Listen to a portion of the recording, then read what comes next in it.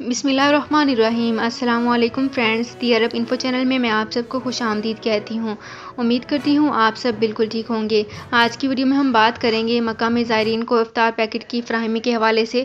اس کی تمام تر ڈیٹیلز آپ لوگوں کے ساتھ آج کی ویڈیو میں ہی ڈسکس کروں گی۔ یہ تمام ڈیٹیلز جاننے کے لیے اس ویڈیو کو لازمی سے لاسٹ تک ضرور دیکھیے۔ تو فرینڈز کرتے ہیں اپنی آج کی ویڈیو کو سٹارٹ۔ سب سے پہلے میں آپ کو بتاتی چلوں کہ مکہ مکرمہ میں رمضان کے دوران زائرین کے لیے افطار اور زمزم کی فراہمی قواعد و ضوابط میں مقرر کیے گئے ہیں۔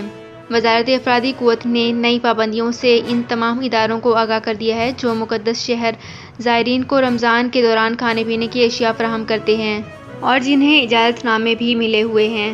کھانے پینے کا سامان کولڈ اسٹوریج سے لانے کے لیے خصوصی گاڑیاں استعمال کی جائیں گی۔ تمام اہلکار صاف ستھرے ہوں اور دستانے پہنے ہوئے ہوں۔ ڈیوٹی کے دوران حفاظتی ماسک کا استعمال کریں۔ تقسیم کی جانے والی خوراک کم از کم 14 روز تک قابل استعمال ہونی چاہیے۔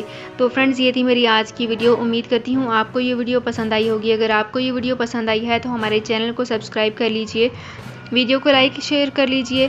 تو فرینڈز ملتے ہیں ایک نئی ویڈیو میں ایک بالکل نئی اپڈیٹ کے ساتھ۔ اپنا بہت خیال رکھیے گا۔ اللہ حافظ۔